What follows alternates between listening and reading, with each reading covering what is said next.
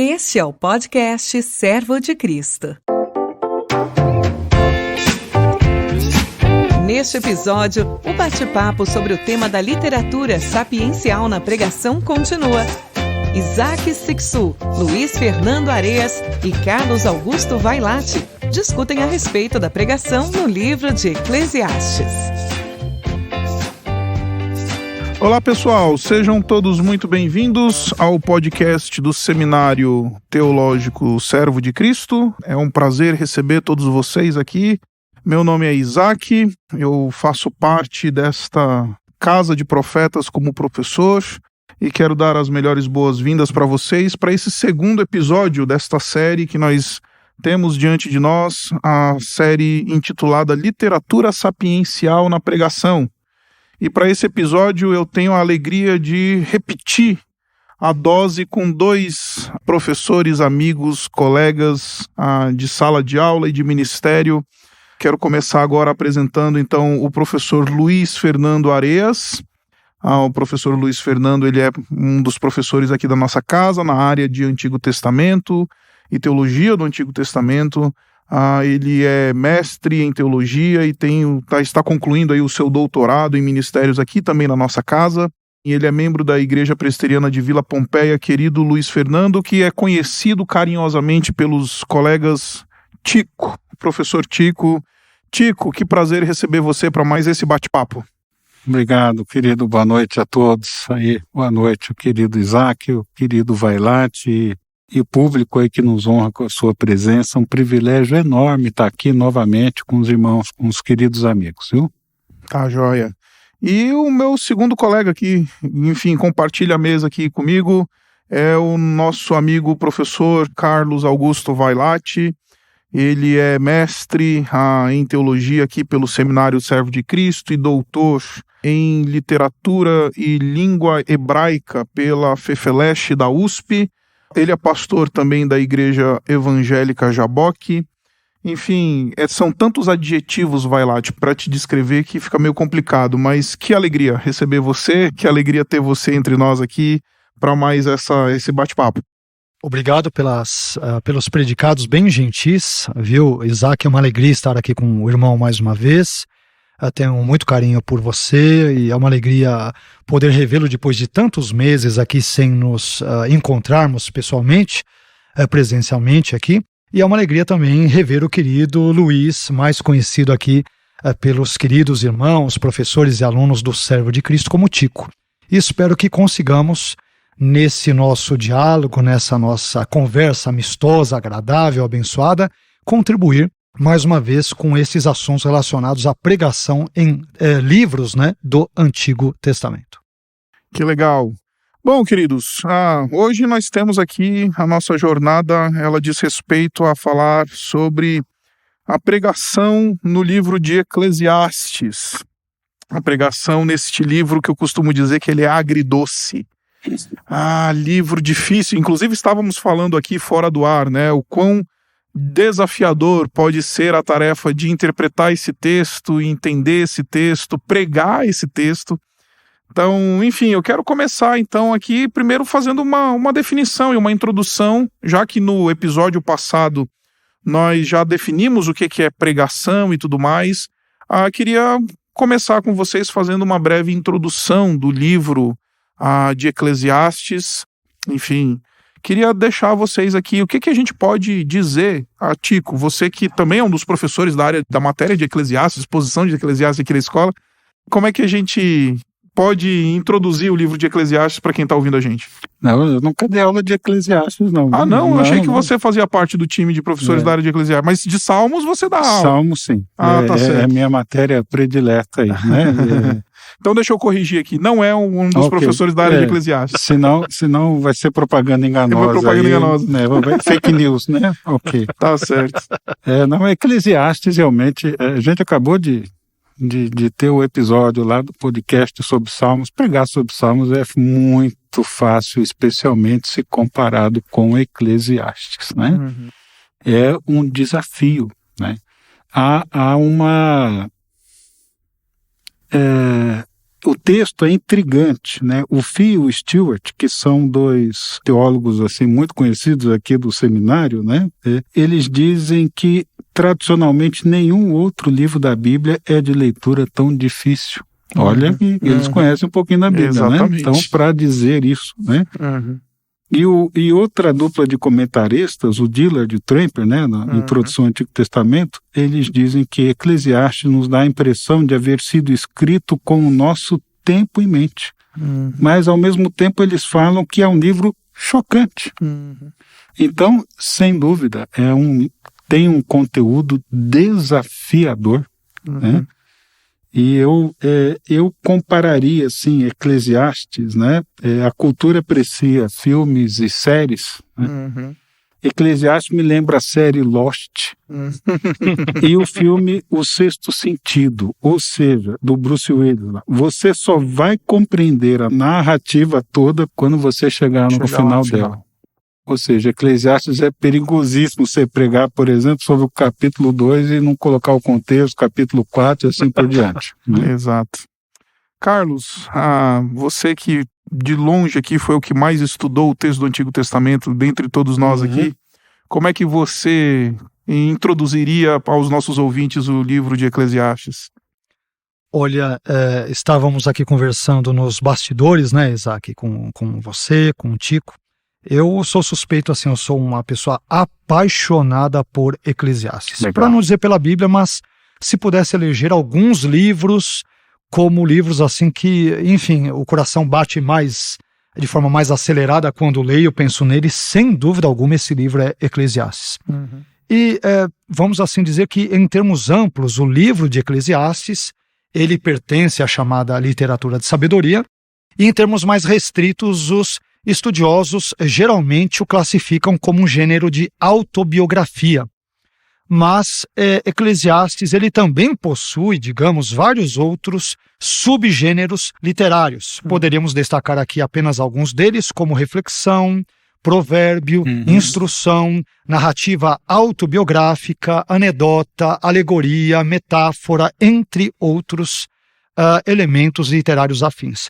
Mas Eclesiastes ele tem uma série de dificuldades para a sua compreensão e leitura, a começar pelo próprio nome do livro, né? O termo hebraico, Kohelet, ele tem a ver com a forma verbal ali, o substantivo hebraico, kahal, de modo que o Kohelet seria o congregante.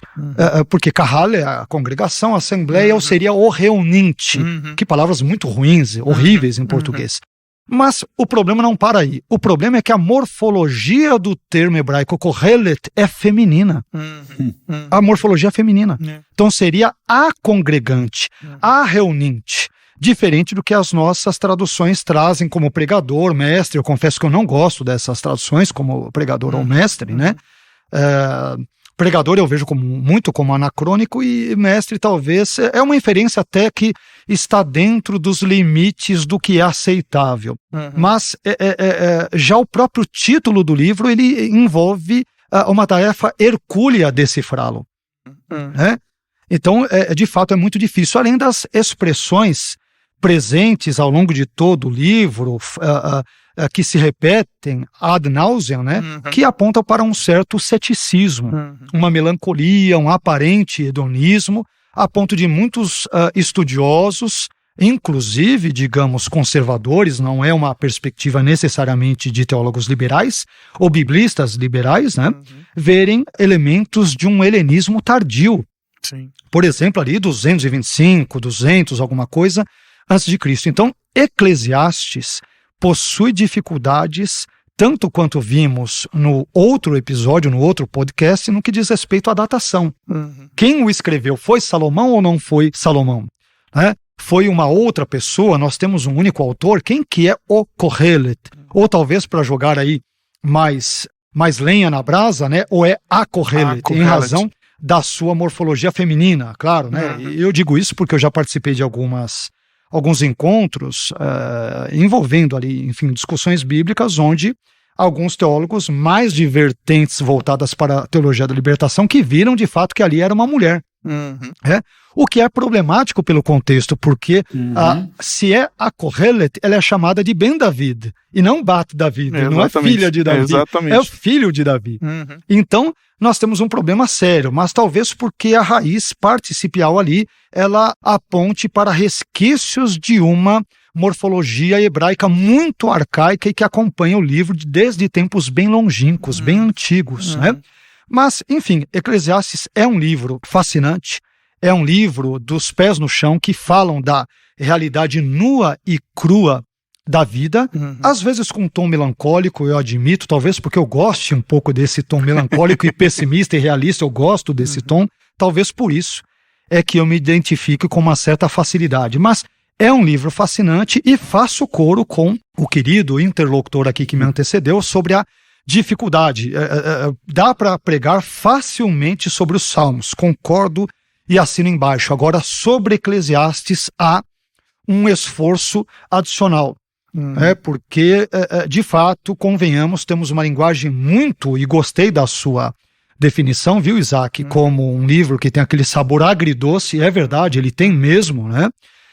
E, portanto, isso torna ainda mais desafiador pregar, ensinar, falar, discorrer sobre esse texto. Mas, enfim, vamos ver aí para onde encaminha o nosso bate-papo para ver se a gente consegue chegar a um denominador comum. Só fiquei curioso, qual é a parte doce? Do agri eu acho fácil aqui. Eu acho que a parte doce é o desfrute da vida debaixo do temor do Senhor, embora a vida seja dura, né? Embora a vida seja dura.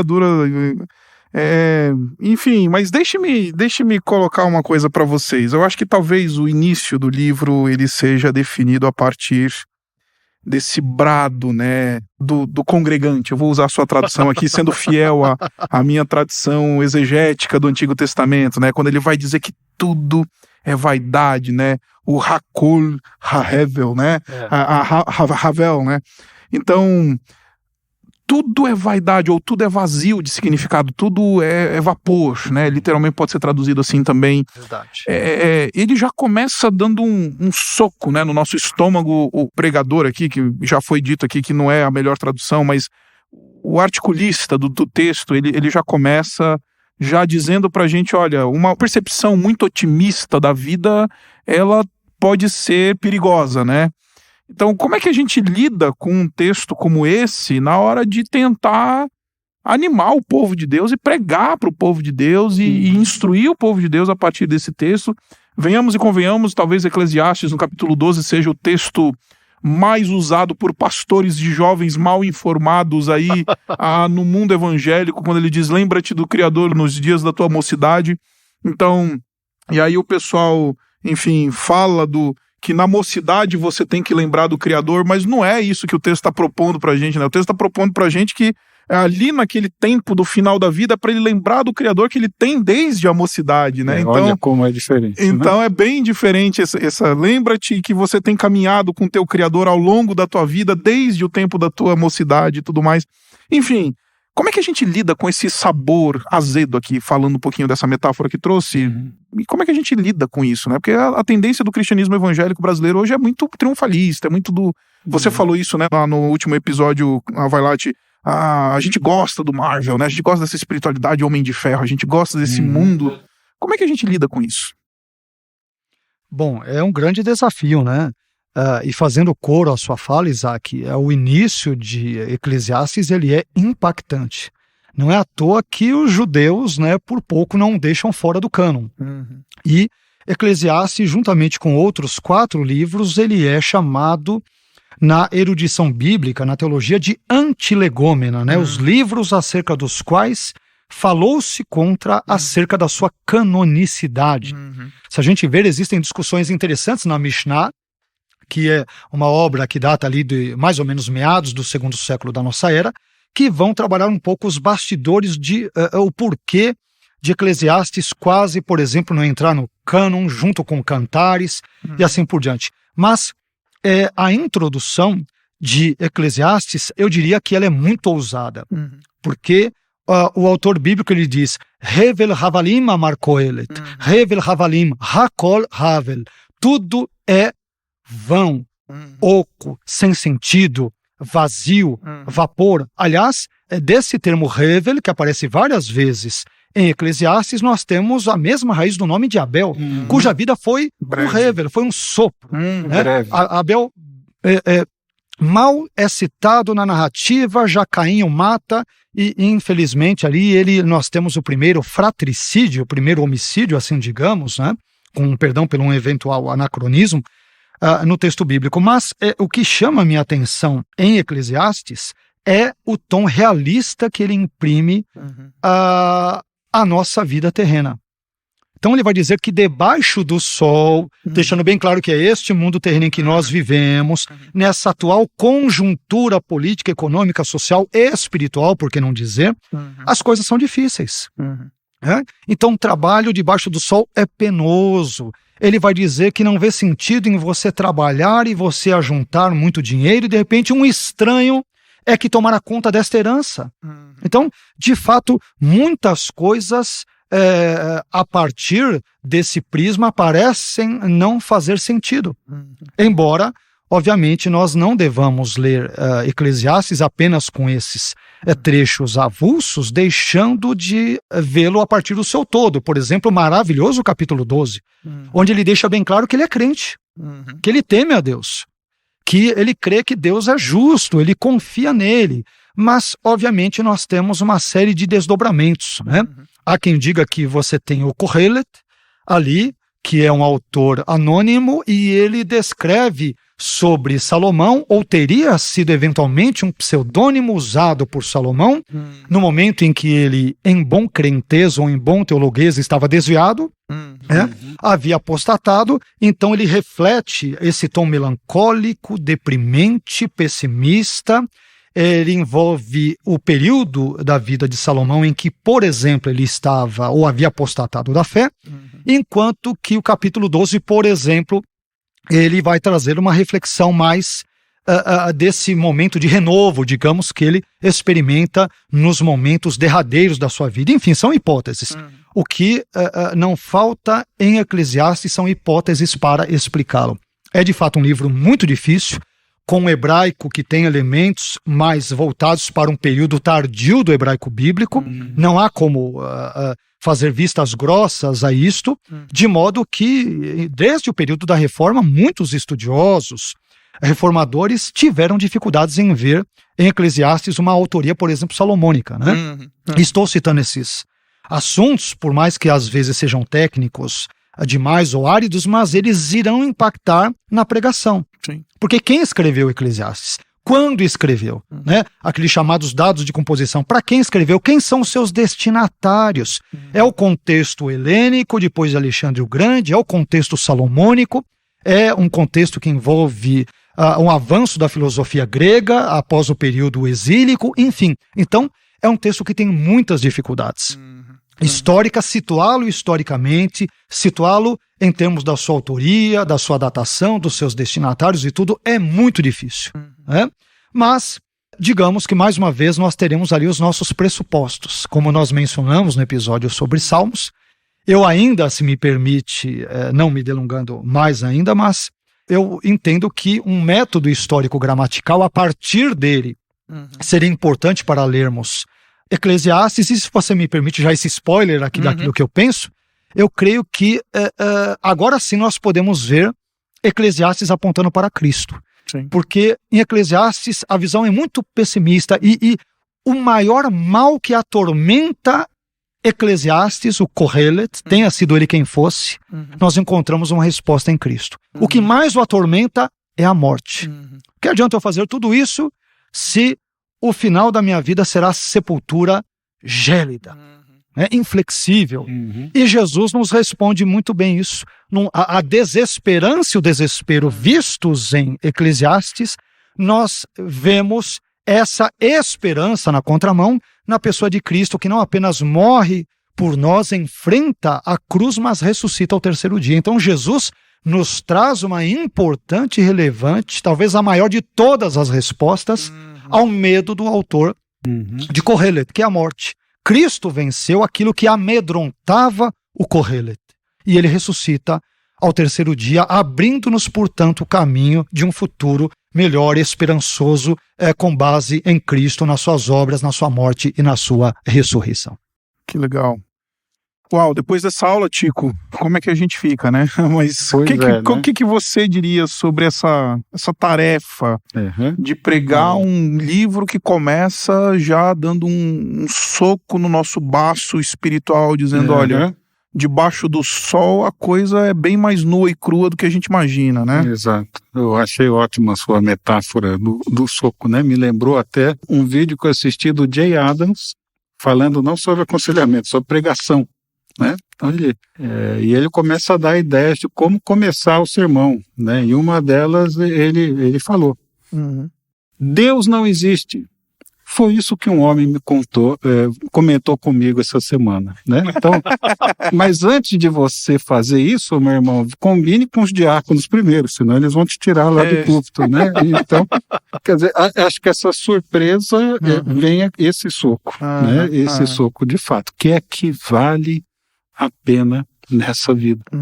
Eu acho um livro perigoso no sentido não só da pregação, mas se você pega um cara que está com tendência suicida, uma crise de fé e tudo mais. Uma crise de fé, dependendo de onde ele abrir, a palavra tá. Se ele não tiver assim um mínimo de teologia, olha, eu acho que é por aí mesmo. Eu vou acabar com a minha vida porque nada faz sentido, né? E quem não ouviu o episódio anterior aí sobre os Salmos, ouça, tá? Foi excelente. Foi uma bênção pra gente. E aí eu mencionei lá, né? De uma das razões para a gente pregar e conhecer os Salmos são os mais citados no Novo Testamento. Eclesiastes não é citado no Novo Testamento. Então, se você usar esse critério, você não vai pregar sobre Eclesiastes, né? O que chega mais perto, né?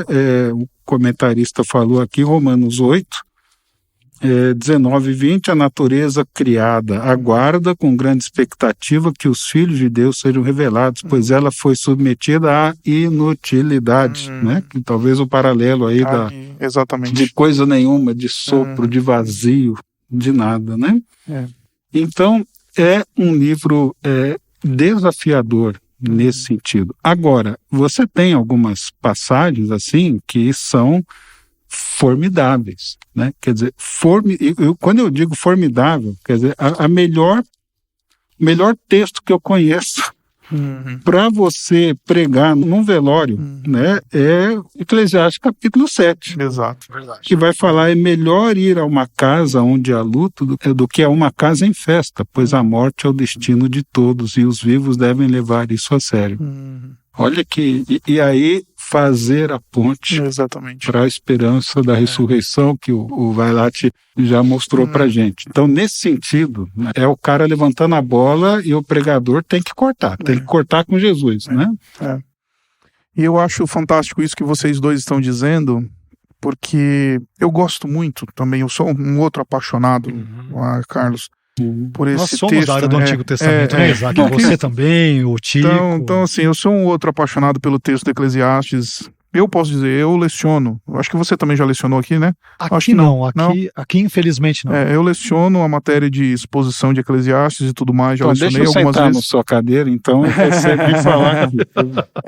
Mas uma coisa que eu gosto muito de enfatizar para os meus alunos quando a gente está estudando o livro de Eclesiastes, é que o livro de Eclesiastes ele é muito interessante porque ele denuncia uma coisa que tem sido valorizada como um grande tesouro no mundo de hoje, que é essa ideia de uma vida secular, de uma vida humanismo pelo humanismo, materialismo pelo materialismo. A gente vive uma época aí de uma discussão de materialismo histórico dialético, de um homem no centro de todas as coisas e etc e tudo mais. E a grande mensagem do Kohelet, né, é justamente esse brado que diz, olha, a vida sem uma perspectiva espiritual, debaixo do sol, ela é completamente sem sentido. Você vai trabalhar e vai morrer, você vai acumular riquezas e você não vai desfrutar dela, você vai trabalhar e ficar doente, vai ficar velho e não vai ter quem te ajude, não vai ter... E aí ele denuncia isso que a nossa geração hoje valoriza como algo que é espetacular, que tem todo sentido do mundo. o humanismo, o secularismo, etc., ele olha para essas coisas e fala assim: viver nessa toada significa viver a vida mais vazia de significado. Olha só. É uma crítica muito dura que ele faz à nossa geração, né? Então isso que você falou, Tico, no início, que parece que o autor escreveu isso pensando em nós, né? A nossa geração do humanismo, a nossa geração do secularismo, a nossa geração do materialismo. Então, pelo menos quando isso se tornou a religião do nosso tempo, né? Eu acho sensacional isso. Eu não sei se vocês compartilham isso, mas eu acho muito legal essa denúncia. Que o texto bíblico já está há muitos e muitos anos, né? Dependendo de onde a gente vai datar o texto de Eclesiastes, pelo menos uns 3.000 anos aí já dizendo pra gente: olha, isso que vocês chamam de o jeito certo de viver, o American Dream, essa vida que vocês dizem que vale a pena, é justamente a vida mais vazia de significado que alguém poderia ter. Então, enfim, queria deixar essa provocação pra vocês e ver como é que vocês reverberam ela. Eu vou só falar um pouquinho, já deixou, vai lá, te discorrer bastante. Fique à vontade que eu já falei muito. Não, você tem muito mais conteúdo aqui, não se aveste, não. Mas eu fico pensando quantas pessoas nas nossas igrejas, né, ou visitantes, não sentam nos bancos pensando: o dia em que eu tiver muito dinheiro, que eu puder tomar todas, e puder ter todas as mulheres, que é o que ele fala no capítulo 2, aí eu vou ser feliz. E aí ele passou por isso, né? Ou disse que passou por isso, e não encontrou sentido nisso, né? Aí eu lembro lá do livro do Viktor Frankl, né? Aquele homem que sobreviveu ao Holocausto em busca de sentido, e ele narra a luta terrível dele lá, como prisioneiro, né? E ele falou: olha, se eu não tivesse um objetivo na vida, um sentido na vida, eu teria sucumbido ali como todos, como aconteceu com tanta gente. E acho que o Eclesiastes está querendo mostrar pra gente qual é o sentido da vida, né? Vai lá, Tico. Ótimas ponderações, Tico.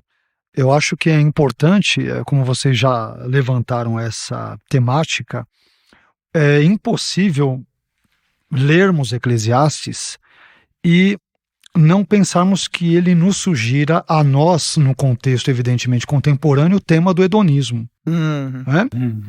Ou seja, desfrute mesmo, o fim da vida, ou seja, o propósito da vida, ou fomos criados, teleologicamente falando, né, com o propósito de comer, beber ou ter mulheres, como ele aqui disse, gozar do bem, termos muito dinheiro. E isso talvez chame a atenção para um termo também, né, que o Piper usou muito de alguns anos para cá, que envolve o hedonismo cristão. Né? Quer dizer, o prazer em si, claro que não a busca do prazer pelo prazer. O prazer não é o fim, não é o objetivo da nossa vida. Né? O objetivo da nossa vida, nós vivemos para a glória de Deus, para glorificá-lo, para engrandecê-lo e assim por diante. Mas, de fato, Eclesiastes é muito importante porque nos mostra a total falta de sentido que há num mundo quando nós excluímos Deus deste mundo, do nosso mundo.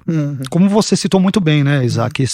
Essa secularização, esse sistema de pensamentos e de filosofias onde nós vivemos, em que Deus sempre é colocado de escanteio. Sempre. Fala-se hoje, já de longa data, sobre um pós-cristianismo na Europa, sobre pós-verdade, sobre N outros elementos que o autor de Eclesiastes, se vivesse nos dias de hoje, ele falaria: poxa, eu gostei disso, isso é interessante. Né? Não que ele concordaria necessariamente com isso. Mas, de novo, chama a minha atenção a sinceridade do Kohelet, o tom realista que ele dá, e para a ineficácia de uma vida pensada apenas no aqui e no agora. Sim. Essa vida imediatista, que apenas talvez possamos pensá-la como algo que possa nos suprir nas nossas carências psicossomáticas, maiores ou menores neste mundo, elas não se comparam com o temor a Deus. Amém. Que é a conclusão dele, ele vai dizer: olha, eu disse um monte de coisa. É como, talvez ele poderia parafrasear: olha, eu disse talvez algumas coisas que alguns até verão como bobagem. Mas nos versículos 13 e 14 de Eclesiastes 12, ele vai dizer: mas de tudo o que se tem ouvido, ou seja, a conclusão de tudo o que eu disse é: teme a Deus e guarda os seus mandamentos. Ele é temente a Deus. Porque esse é o dever de todo homem. Porque Deus há de trazer a juízo toda obra e até tudo que está encoberto, quer seja bom, quer seja mal. Então, debaixo do sol você quer viver passando a perna nos outros, né, enganando, ludibriando, defraudando e assim por diante? Ok, você terá essa liberdade, entre aspas, para fazê-lo. Mas um dia, todos nós, como nós costumamos dizer, né, ninguém que se aproxima de um restaurante, pede o que quiser ali à mesa, acha que a conta não chegará. A conta chegará. Então, essa é uma grande resposta que o autor de Eclesiastes nos dá para a nossa sociedade secularizada, que matou a Deus na linguagem nietzschiana, claro que com outros sentidos e assim por diante, muitas vezes distorcidos, né? Mas a resposta é: olha, Deus aparentemente não está nem aí para o que acontece. A nossa vida é sem sentido, né? Sem dúvida é sem sentido se nós descartarmos Deus dela. Se incluirmos Deus na nossa vida, no nosso casamento, na nossa agenda, nos nossos propósitos, nos nossos afazeres, enfim, em todas as demais situações que direto ou indiretamente têm a ver com a nossa vida fará sentido. E aqui talvez possamos citar Paulo, né? Quando ele diz que em Deus vivemos, nos movemos, existimos. Nós precisamos de Deus para tudo na nossa vida. E embora, evidentemente, Eclesiastes não faça esta citação, parece-me que ela talvez funcione de alguma forma como um elemento ali que, de algum modo, emoldure os 12 capítulos de Eclesiastes. A vida aparentemente sem sentido debaixo do sol só encontrará sentido nesse Deus diante de quem haveremos de prestar contas um dia do nosso comportamento e da nossa vida. Eu gosto muito de uma definição que eu ouvi de um, acho que você já deve ter ouvido falar bastante, do Dr. Gordon Johnston. Sim. Numa série de exposições que ele fez na época que eu era aluno lá no seminário de Dallas. E ele falava que a temática do Kohelet é você dizer... a temática dele, a grande mensagem dele era que a vida debaixo do sol, ela precisa daquilo que é a chamada causa última, né? E a gente lida com todos os antepenúltimos, né? A gente lida com tudo que é antepenúltimo, né? A vida, a carreira, o trabalho, o prazer, todas essas temáticas que ele levanta, né? No seu texto, que ele fala no texto. Tudo isso é antepenúltimo, né? A justiça na sociedade, a falta de justiça, a integridade, a não integridade, isso, aquilo, outro. Tudo isso é antepenúltimo. E o grande problema e o grande vazio é você transformar essas coisas em últimas, né? É você transformar essas coisas em últimas. Então a riqueza vai se tornar última, ela se torna vazia. Quando, o trabalho se torna último, ele se torna vazio. Elas precisam ser antepenúltimas diante de um Deus último para que elas ganhem esse valor intrínseco nelas, né? Para que elas sejam bem desfrutadas, para que elas possam ter alguma razão na nossa vida. Porque querendo ou não, e eu acho que o sábio, né, do texto, ele está dizendo pra gente que essas coisas, em alguma medida, elas são importantes. Trabalho é importante. Você se planejar é importante. Você existem coisas na perspectiva debaixo do sol que nós devemos dar a atenção, mas nunca não como coisas últimas, né? Sempre como antepenúltimas, né? Boa. Então, eu acho sensacional essa abordagem que o Dr. Gordon Johnston ele dá pro texto quando ele diz isso. Ele fala: o problema do indivíduo que vive a vida que o sábio de Eclesiastes está denunciando é esse, que ele está transformando em coisas últimas aquilo que é penúltimo. Então ele precisa de Deus nessa equação, como falou bem o Carlos, né? Ele precisa chegar na equação de falar assim: tudo vai ser vazio de significado, tudo é inútil, a vida de fato vai ser completamente preto e branco, né? Se Deus ele não tiver entrado nessa equação, se não tiver uma causa última, legítima, que possa ser colocada no lugar de último. Então, enfim, eu acho sensacional isso daí. Perfeito, Isaac. Agora, uma coisa que eu queria colocar para vocês aqui, pra gente começar a caminhar aqui, dessa vez eu vou tentar a gente respeitar o tempo aqui que nos foi dado aqui pelo Simon e pela Mi, que são os nossos produtores. E daqui a pouquinho eu já vou agradecer eles, mas eu queria trazer para vocês um pouquinho dessa dimensão de como pregar o texto de Eclesiastes para as nossas audiências sem que a gente se torne um tanto cínico. Porque parece que a gente vive uma época que ser meio cínico, ser meio, sabe, daquele que duvida, cético e não sei o quê, parece que tá no tom, é o tom da coisa, né? Você é melhor, você parece mais intelectual, mais inteligente, mais bonito, seja lá o que for, se você tivesse esse distanciamento, né? E embora pareça isso que a gente veja no texto, a gente vê de fato até o próprio texto apresentando esse cinismo, esse ceticismo do autor. Como é que a gente prega isso, a gente lida com o texto sem cair nisso? Sem cair nessa cilada que às vezes o livro de Eclesiastes pode trazer pra gente. Ok, eu acho...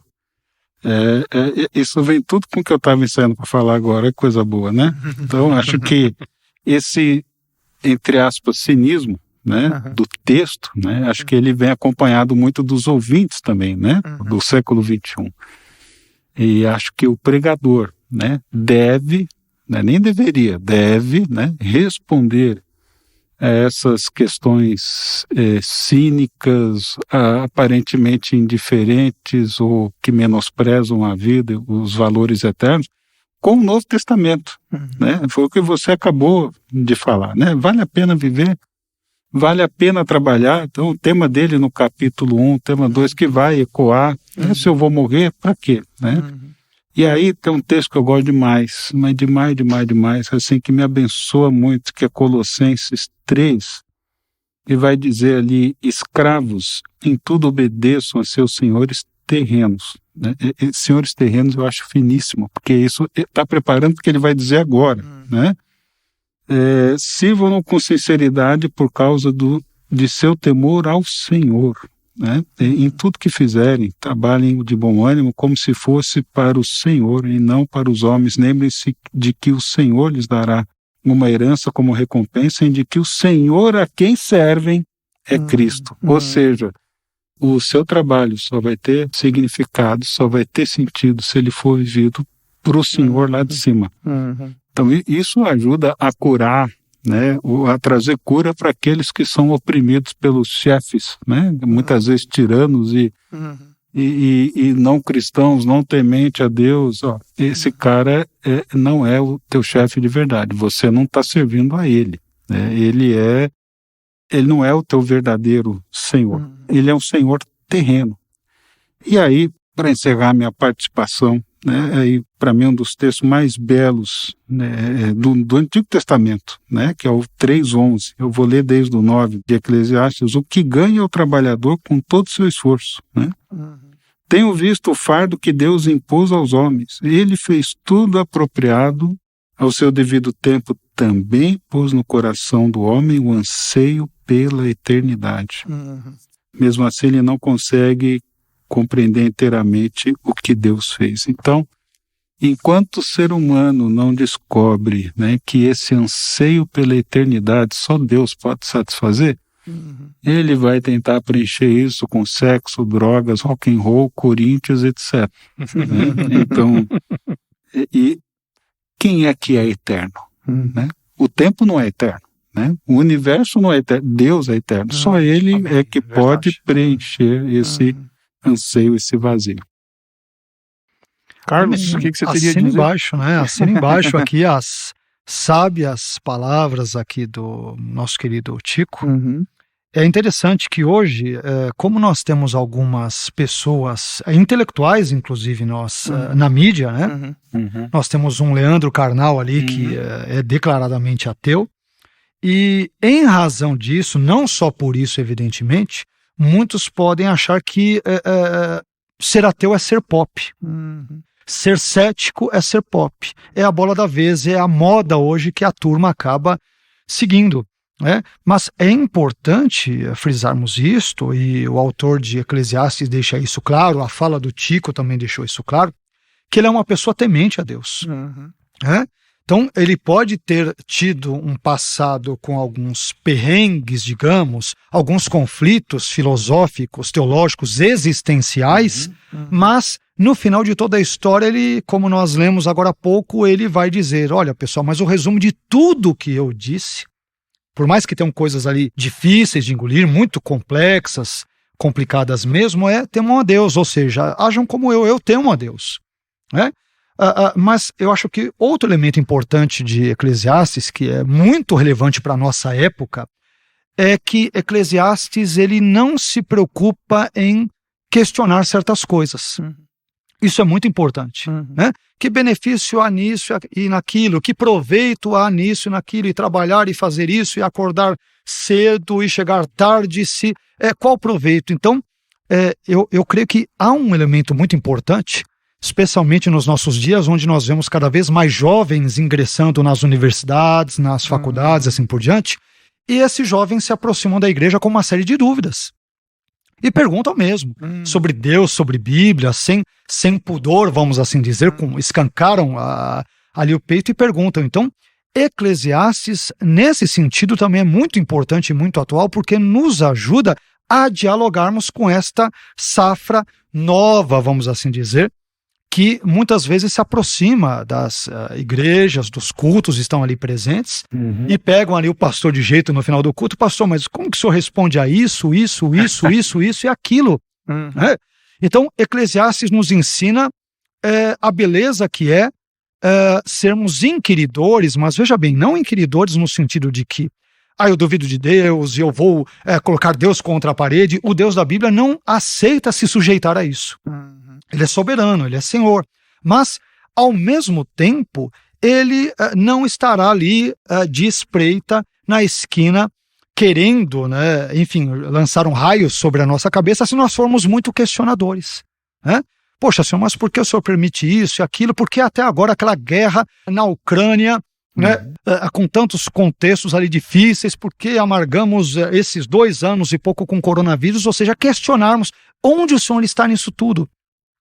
O autor de Eclesiastes, ele questiona, não há problema em sermos questionadores, desde que as nossas dúvidas sejam regadas à piedade, sejam sinceras, como Abacuque vai fazer. Senhor, até quando eu vou clamar e o Senhor não ouve?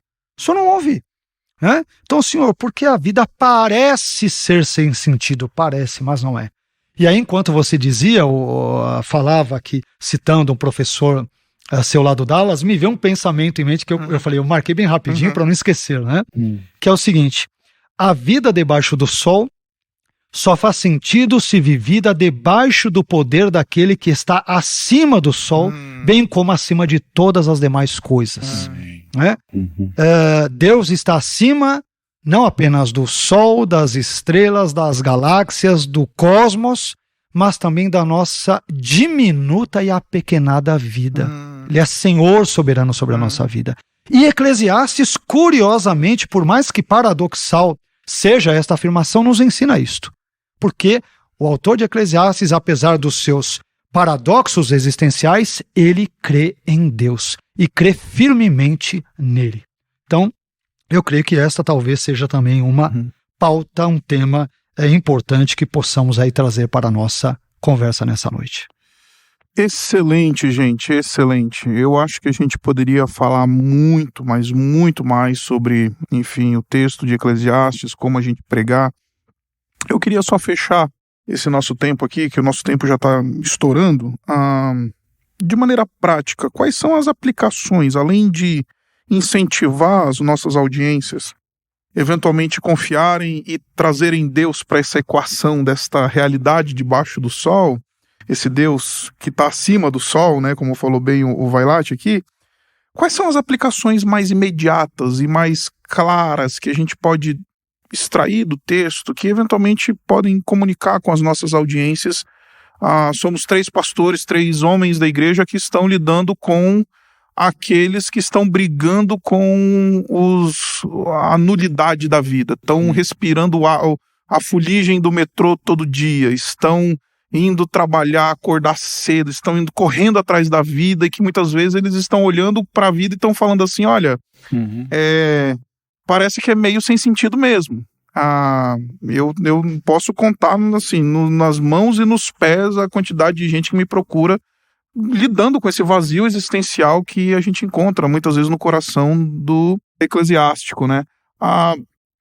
De maneira prática, quais são as aplicações que a gente poderia dar para esses irmãos que estão, enfim, que são objeto do nosso ministério, da nossa prédica? Vou dizer uma rapidinho, assim, com um paralelo nos Salmos, né? Os nossos questionamentos são permitidos. Sim. Nossas crises, né? O salmista pergunta 4 vezes no Salmo 13, ou até quando, né? Igualzinho do Abacuque lá, né? E muitas vezes ele não entende o que está acontecendo, né? Ele está falando, Deus, o Senhor mandou todos os meus amigos embora e as trevas são a minha companhia. Então tem momento. Eu acho que Eclesiastes passou por alguns momentos assim, né? De Salmo 88, por exemplo, né? Então eu acho que os nossos questionamentos, eles são permitidos, né? Eu gosto de dizer, são legítimos, né? Lamentar, quando eu falo de Salmo de lamento, lamentar é legítimo e permitido. A gente precisa lamentar. Então tem alguns momentos da nossa vida que nós vamos ter crises, ter questionamentos. E a gente não precisa ir muito longe na Bíblia para encontrar alguns personagens, né? Desde Gênesis, passando pelos históricos aí, com esses questionamentos. Mas, evidentemente, as respostas, como o Vailate abriu, né? Na sua fala hoje aqui, elas estão em Jesus, estão lá no Novo Testamento. Exato. Carlos?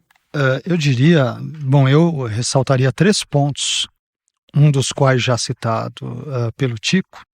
O primeiro deles seria que a vida tem seus altos e baixos. Cuidado com aquele discurso citado por você, né, Isaac, também nós mencionamos aqui. Eu não sei se nesse episódio também, mas no outro, né, sobre os Salmos. Cuidado com aquele discurso triunfalista, né? Venha para Jesus que as suas dores serão, sabe, suas dores, seus boletos irão acabar. Você só vai receber um Pix celestial, alguma coisa do gênero. Não. Eclesiastes deixa bem claro que a nossa vida, voltando à sua fala, bem-vinda, viu, Isaac? A vida é agridoce. A vida tem os seus altos e baixos. Tem um texto que eu gosto muito de Eclesiastes, salvo engano, aliás, devo tê-lo citado no nosso outro podcast com o Ziel, lá meses atrás, né? Eclesiastes 7,14, quando diz, no dia da prosperidade, goza do bem. Mas no dia da adversidade, considera. Porque Deus fez este dia em contraposição ao outro, para que o homem nada ache que tenha de vir depois dele. Então, a vida tem os seus altos e baixos. Então não é porque você é cristão, é pastor, é teólogo, não importa os seus títulos, os seus cargos, né? Mais cedo ou mais tarde passaremos por dificuldades na vida. O segundo ponto, a segunda lição prática é que o Tico mencionou isso, nós mencionamos também algumas vezes, é que questionar a Deus não é pecado. Né? Deus, aliás, como eu digo com frequência aos irmãos da igreja, ele não quer apenas salvar a nossa alma, ele quer salvar o nosso cérebro. Né? Então, não há nenhum problema em questioná-lo, de novo, desde que seja um questionamento que não queira colocar Deus contra a parede, mas um questionamento piedoso, sincero, verdadeiro. Questionar a Deus não é pecado. E por fim, o temor a Deus é a solução para o nosso eventual vazio existencial. Deus é a solução. Temê-lo, né? E saber que Ele está acima das nossas apequenadas aflições neste mundo. Deus está acima de tudo e, portanto, devemos confiar nele, acreditar nele, esperar nele e depositar todas as nossas fichas nele. Excelente. Muito bom. Excelente. Acho que eu diria coisas muito próximas do que todos vocês disseram. Eu diria, reconheça essa dimensão fria da vida. Essa dimensão antagônica a nós da realidade, né? A cruz que o diga, né? A cruz que o diga.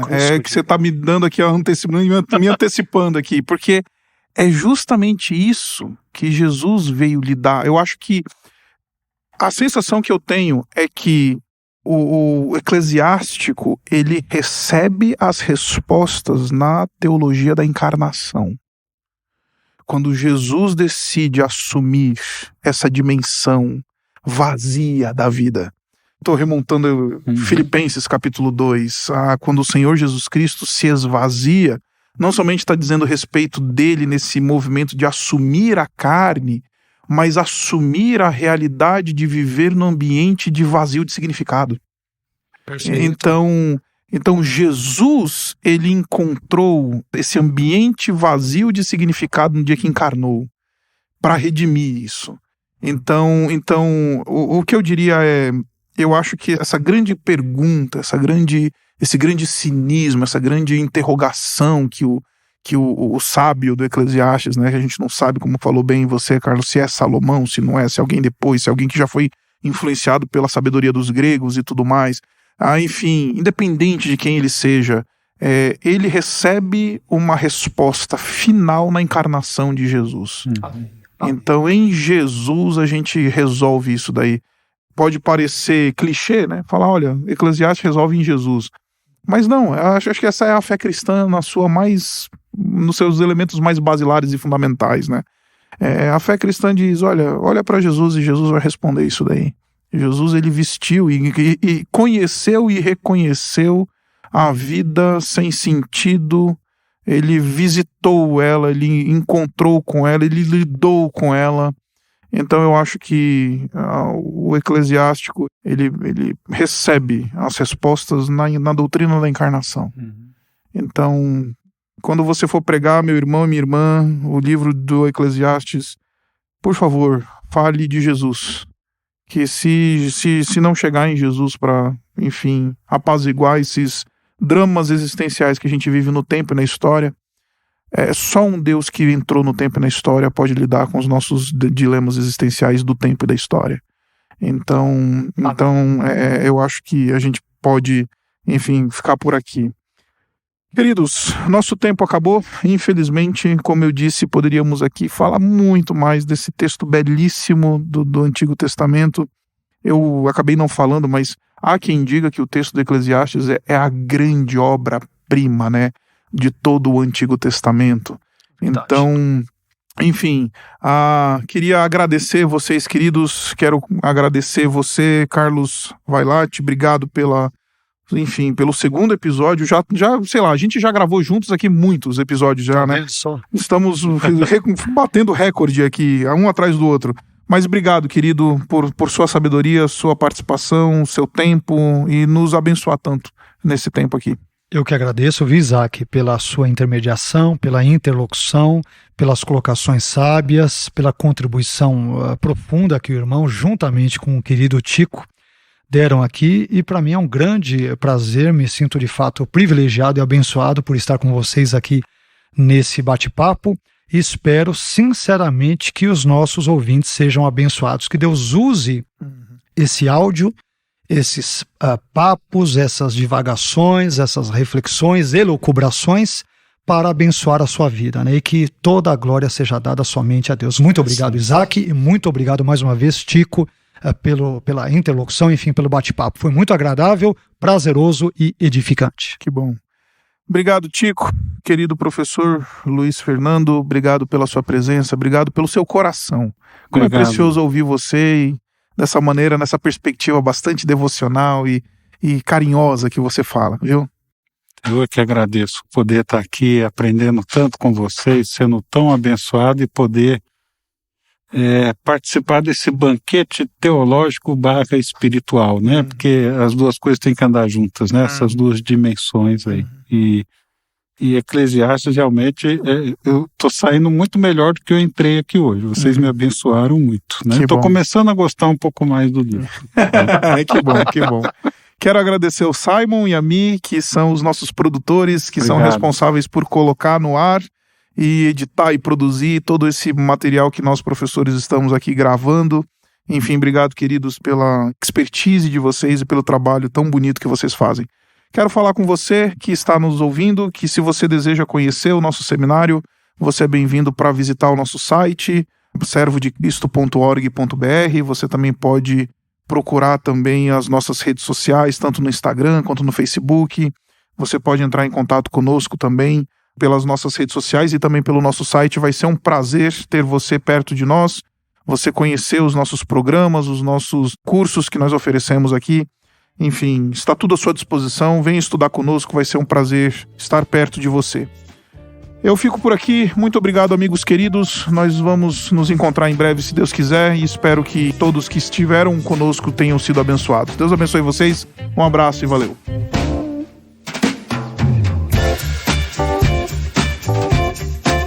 Você escutou o podcast Servo de Cristo.